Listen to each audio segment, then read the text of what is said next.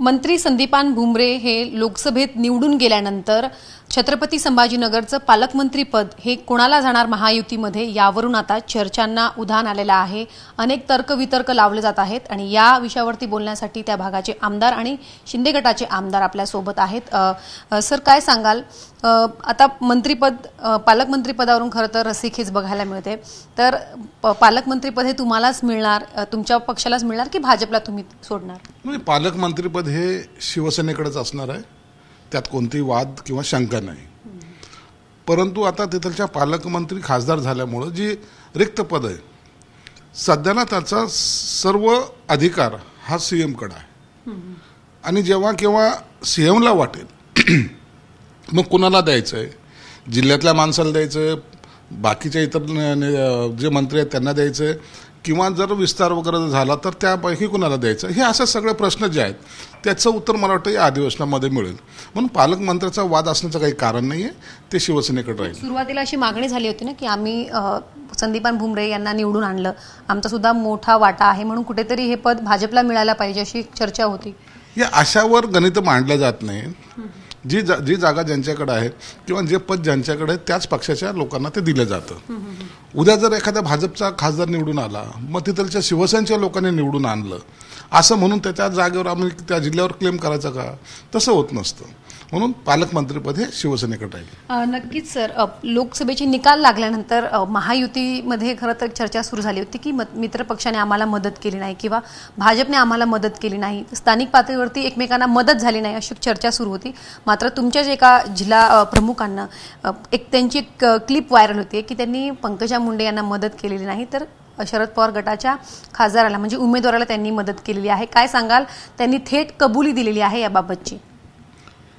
या लोकसभेच्या निवडणुकीमध्ये अनेक ठिकाणी काही लोकांनी जे काही इकडे तिकडे काम करण्याचा प्रयत्न केला, याचा सर्वाची दखल हे मुख्यमंत्री साहेबांनी घेतलेली आहे, सर्वच पक्षाच्या नेत्यांनी घेतली। मग भाजपच्या देवेंद्र फडणवीस साहेब असतील, राष्ट्रवादी अजितदादा असतील, त्यांनी सर्व दखल घेतलेली आहे आणि या संदर्भामध्ये आता सर्वांचा आढावा बैठक सुरू आहे।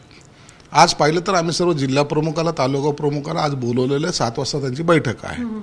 या सगळ्या गोष्टीचा आढावा घेऊन त्यावर काय निर्णय घ्यायचा हे पक्षाचे मुख्य नेते म्हणून एकनाथ शिंदे साहेब ठरवतील। नाही म्हणजे बीडच्या जिल्हा प्रमुखावरती आता कारवाई केली जाईल, याचा सर्वस्वी अधिकार आता शिंदे साहेबाला आहे ना। आज संध्याकाळी बैठक आहे 7 वाजता, त्यानंतर त्या सगळ्या गोष्टीची चर्चा होऊन योग्य तो निर्णय घेतील। लोकसभेमध्ये म्हणजे अशा प्रकारे जे घडले, म्हणजे जे प्रकरण घडलेली आहेत की एकमेकांना मदत झाली नाही किंवा स्थानिक पातळीवरचं राजकारण हे त्यांचं जुळून आलेलं नाही, तर हाच धोका टाळण्यासाठी आता विधान परिषदेसाठी तुम्ही काय तयारी करणार आहात?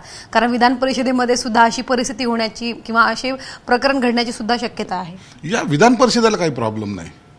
विधान परिषदेला उलट काही इतर पक्षाचे आघाडीचे जे काही आमदार आहेत ते कदाचित आम्हाला मदतही करतील, म्हणून आम्हाला त्याची चिंता राहिलेली नाही। लोकसभेच्या टायमाला होणारं काही जे समीकरण असतं ते जनरल मताचं असतं आणि इथं आमदार मतदान करणार म्हणजे आमदारचं मत हे सहसा फुटत नाही आणि फुटलं तर मग ज्यांना थोडंसं कमी शाश्वती असते ते मतं इकडे तिकडे ट्रान्सफर होतात, ज्याला घोडेबाजार आपण म्हणतो। तसं एखादं जर झालं तर ती मतं आमच्याकडेच येतील। परंतु मला असं वाटतं ही विधान परिषदेची निवडणूक ही बिनविरोध झाली पाहिजे, म्हणजे हा घोडेबाजार नाही होणार आणि कुणाला बोलता सुद्धा येणार नाही की मी ह्याला मदत केली त्याला मदत केली किंवा ह्याचा फुटला त्याचा फुटला। हे संशयाचं वातावरण जे आहे ते सगळं निवडलं जाईल, म्हणून ही निवडणूक बिनविरोध व्हावं या प्रयत्नात आम्ही सर्वजण आहोत। नक्कीच सर, कालपर्यंत असं वाटत होतं की ही निवडणूक बिनविरोध होईल अशी एक शक्यता होती, मात्र आज उद्धव ठाकरे यांनी सांगितलं की आम्ही आमचा उमेदवार देणार आहे आणि लोकसभेनंतर बरीच परिस्थिती जी आहे ती बदललेली आहे, महायुतीची मतं आम्हाला मिळणार, महायुतीचे आमदार आम्हाला मतदान करतील असं त्यांनी थेटपणे सांगितलेलं आहे, अप्रत्यक्षपणे। जर त्यांचा जर असं एवढा कॉन्फिडन्स असेल तर निश्चित उभा करावा, त्यांना त्यांचे मतं इंटॅक्ट ठेवायचे एवढाच त्यांचा प्रश्न आहे। त्यांच्या मताच्या आधारावर इथे उमेदवार निवडून येत नाही ही त्यांनाही कल्पना आहे, परंतु आपलं मतदान फुटू नये याचा त्यांचा प्रयत्न असेल आणि त्यांनी करावा। पक्षाचे प्रमुख आहेत ते, त्यांनी काय निर्णय घ्यायचा तो त्यांनी घ्यावा, परंतु त्यांचा उमेदवार निवडून येणार नाही एवढं मात्र निश्चित आहे। नक्की सर, धन्यवाद आमच्याशी बातचीत केल्याबद्दल। व्हिडिओ जर्नलिस्ट ओमप्रकाशसह सीमा आडे, झी 24 तास, मुंबई।